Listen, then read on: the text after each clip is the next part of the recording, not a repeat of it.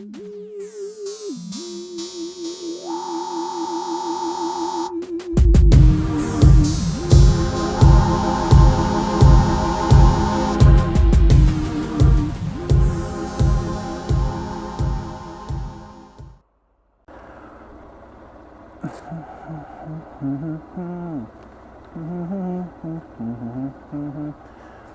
at that.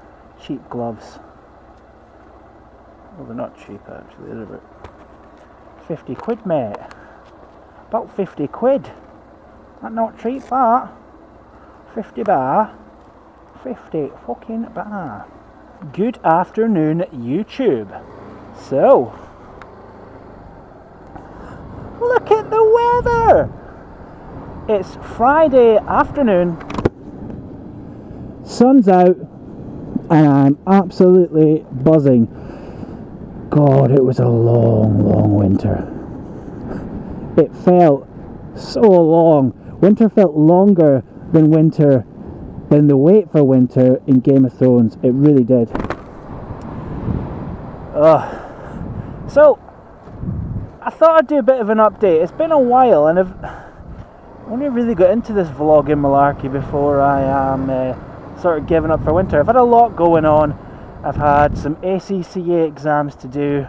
I've had... Thank you. It's going to come down, isn't it?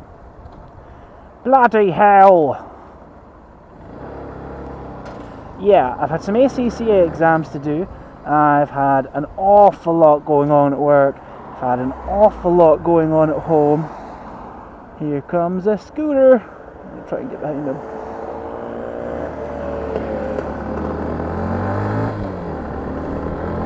Still not completely set up what I think is a really good sort of camera setup. Like, I'm not completely satisfied with the audio.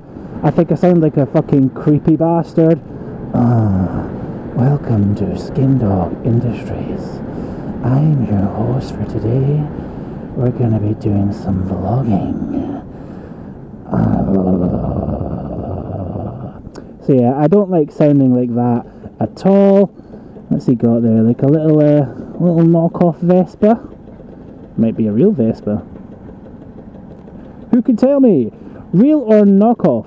I'm going to vote knockoff, although it's got Michelin tyres. Look at the size of those tyres. Actually, perhaps a good conversation. 16-year-old riding scooters. Agree or disagree? Chuck it in the old comments below. My opinion, they smell nice. Oh, it smells like a two-stroke. Probably is. I just think there should be a theory before we let children, and I'm sorry, 16-year-olds are still young adults or children, out on the road, on the loose, because it's a fucking dangerous place. Not because they're dangerous, because the road is dangerous. Look at the situation that's unfolding before us now. So you know someone's going to chance that light if they have the chance. Okay, maybe not. But usually that gets so backed up, there's no sort of margin for error. And as putting somebody on the main road, there's a lot of responsibility there, but they've got to learn somehow. So anyway, so yeah, had a lot going on. This guy is going for the overtake. Let him go. He's giving me the fingers. You just give me the fucking fingers, mate. So here we are, update time. So what's been going on with me? And hopefully you'll be pleased to hear that I have started my full motorcycle training. And by that I mean I have sat and passed the theory. I have attended a 3-day training course with Leeds School of Motorcycling. Big bald chap called Bill. Nice guy. He was my instructor, and he generally is one of the nicest guys in the world. So to give you a bit of context, anybody who's newer or new to riding or wants to start riding, or just in case you're interested, if you've not sat your test, basically UK motorcycle test is split into two parts. You have your module 1 and your module 2. Your module 1 is effectively a car park sort of based series of exercises whereby you have to do certain maneuvers. So you have to basically drive into the car park and then stop. Make sure you do your shoulder checks before you set off, like that. He or she will then tell you to basically park in a bay.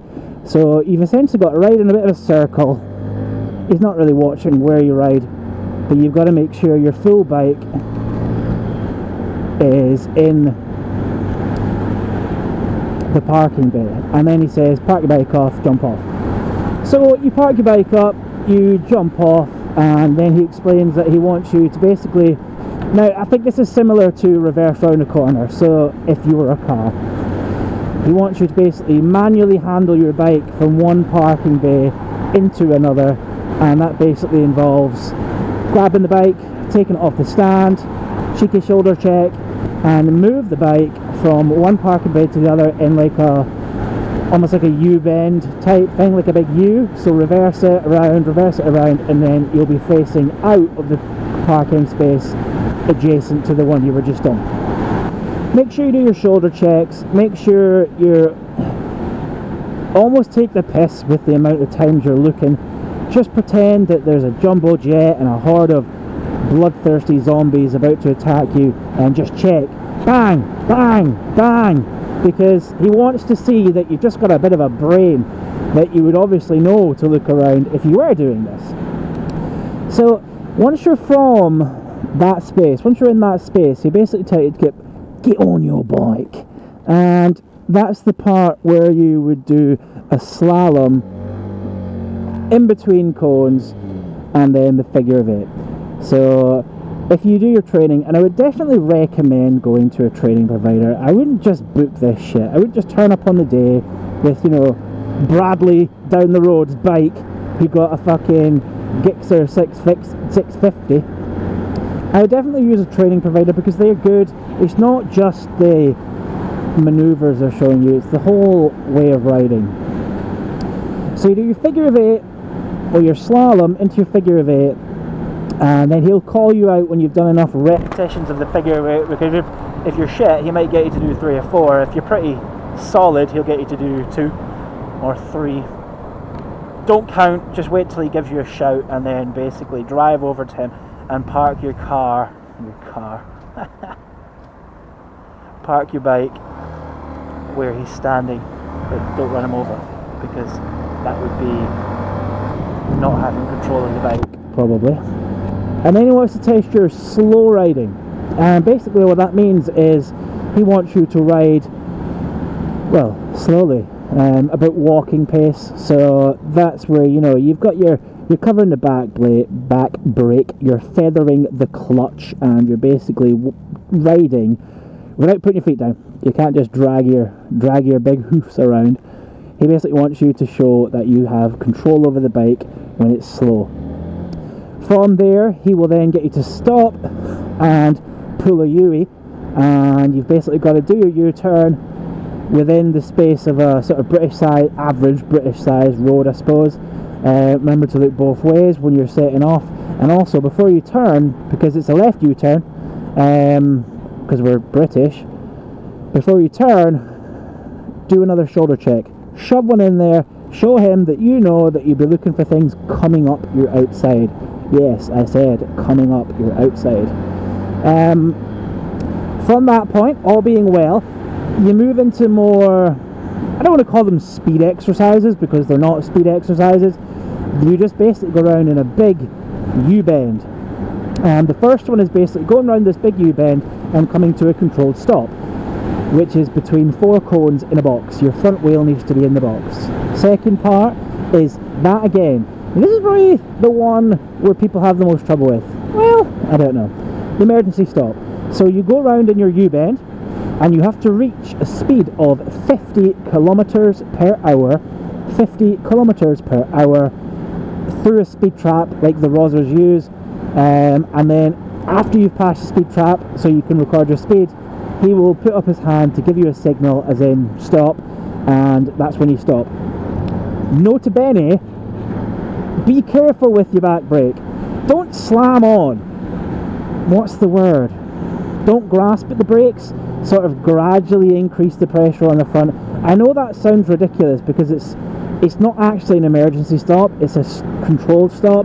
So you need to stop the bike in a controlled manner within a certain distance. And I know that sounds a bit ridiculous and it sounds like an examiner, but if you put yourself into the position where you're trying to do an emergency stop, then you're probably going to grasp the front brake. Worst case scenario, come off. Best case scenario, grasping brakes, you're going to lock a wheel, the back wheel, and just have a pretty shitty day. As soon as you lock a wheel, that's classed as not having control of the vehicle, and it's unfortunately an instant failure, so you'll be asked to leave the car park, and then you'll have to wait 10 days before you can do it again. So although I called it an emergency stop when I first said it, that was bad of me, bad Skindog. It's a controlled stop. You would rather take a bit too long to stop or not go quick enough through the speed trap, because that way you get a second chance just to correct a couple of bits. Don't just go hell for leather, get to like 65, 66 kilometers an hour and end up overcooking it, panicking, locking a brake, taking too long to stop, which, as your speed increases, the stopping distance increases. They're not trying to catch you out. Like, there is sort of, what's the word, amendments made for wet conditions, or amendments made for you being fast as hell, because you can go as fast as you want, really. Well, probably within the law, but you're not going to get to 60 miles an hour in a car park. 50 kilometers an hour is about 31, 32 miles an hour, so that gives you an idea. Anyway, after that, he will then ask you to repeat the same thing, but this time there's an avoidance test. And what this basically means is, if you imagine we're riding down here now and these cars weren't in the way, and in fact this is even better. Let's say I'm going 50 kilometers an hour and this car's there and I don't see him. They effectively want you to swerve out to the right or to the left and then come back in and stop along the same trajectory you were originally following. So basically, pretend a cat or a kid or a dog or a ball came into the middle of the road. They want to see that you have control at that speed to avoid hazards like that, but not let it affect your destination, basically your end point. You can't stay out in the bloody middle of the road because you'll get hit by oncoming traffic. So that's that. All being well, you'll pass. Everything they're looking for, or things they're looking for, shoulder check, shoulder check, shoulder check. They're not looking for you to take over the world or pull a Valentino Rossi on his ass. They're just looking to see that you have a reasonable, good standard of control on the bike through certain exercises that they foresee to be the average sort of road skills, manoeuvre wise. It's a bit bollocks. The whole locking of the wheel thing I don't really agree with. If I lock a wheel but still stop, I still stopped, as long as the bike doesn't go mental. But that's that. Passing that, you'll move on to module 2, and basically module 2 is just a 40-minute ride around. So he's going to be looking to see that you do things like that, pull your shoulder checks in, controlled stop, have good road awareness. Don't do anything stupid like not check a blind spot or not do a lifesaver when you need to do a lifesaver. Keep a good distance from cars when you're going past parked cars. It's a door width. If in doubt, go onto the other side of the road if there's no oncoming traffic.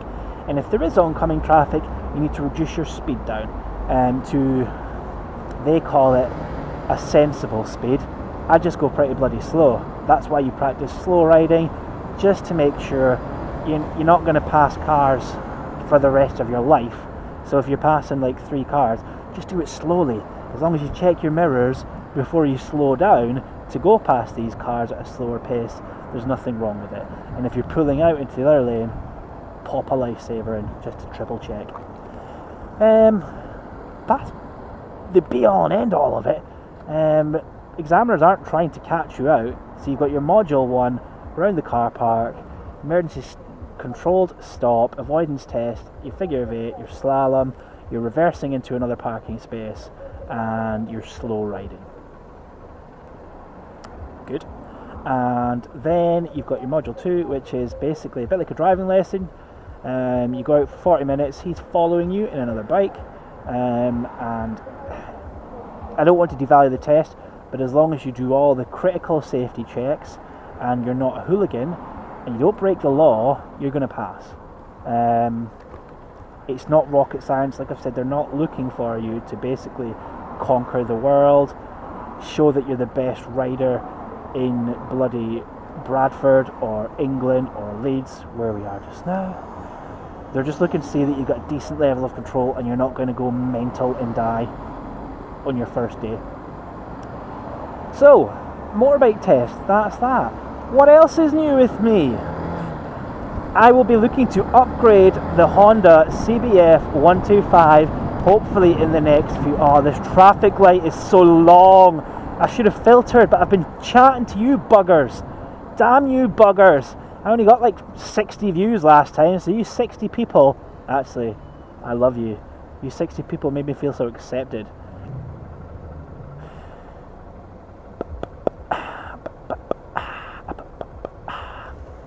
What the fuck was that? Oh yeah. So, the Honda CBF 125. Really can't recommend this bike enough for a new rider or an old rider who wants to downgrade, or anybody who's looking to tootle about town for pretty much pennies, or just looking to get a bit of experience on the bike. It's lady friendly, man friendly, it's cheap to insure, cheap to maintain, you can do it yourself.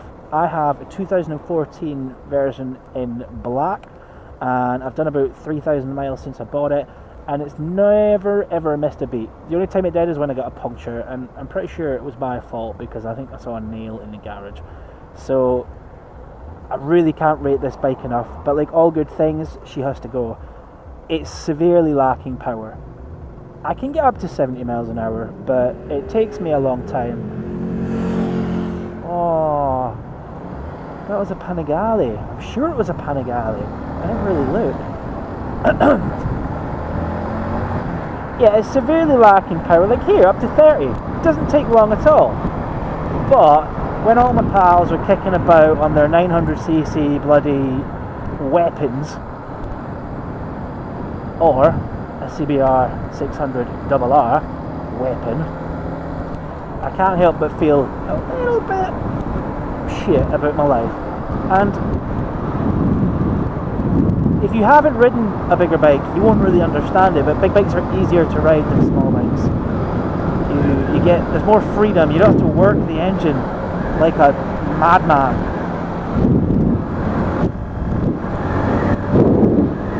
Come on, mate! You don't have to work the engine like a madman. You can just sort of chill out, take it a bit more leisurely. It's easier to sort of with your clutch and your brakes and your general day-to-day riding, but you have the ability to get out of any danger you might find yourself in. And they're fucking fast, okay? I'm gonna say it, they're fast. They make you feel good. They scare the shit out of you. They make you feel good about your life.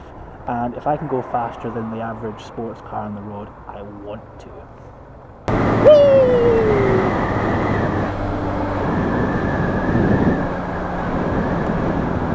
So I'm looking for a first bike.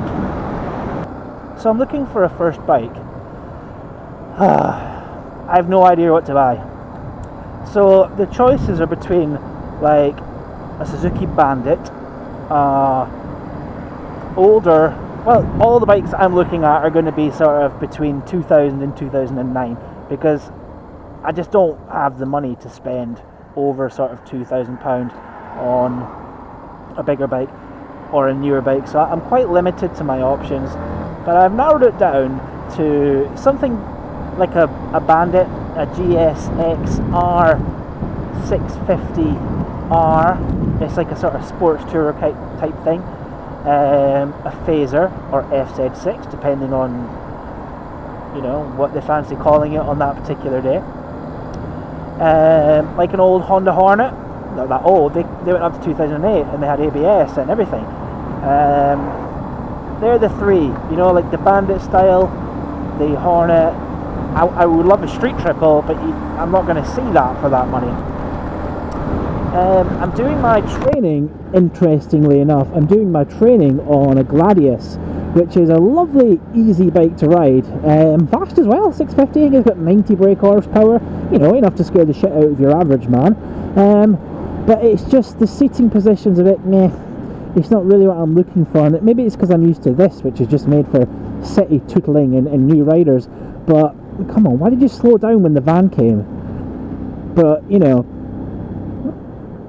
it's just a bit meh. So any suggestions you guys might have on what should be my first bike, or indeed if you have a bike that you want to sell that fits my specifications, please just get in touch, because I don't want to spend loads of money, and I do not think that traffic light, that speed camera works. I don't want to spend loads of money, and you know, I just want something solid that's been looked after, that's going to get me from A to B for a year until I sort of broken my cherry on a bigger bike, and I know that it's something that I want to invest a bit more money into, hopefully be a bit safer, have a better understanding of what I want out of a motorcycle.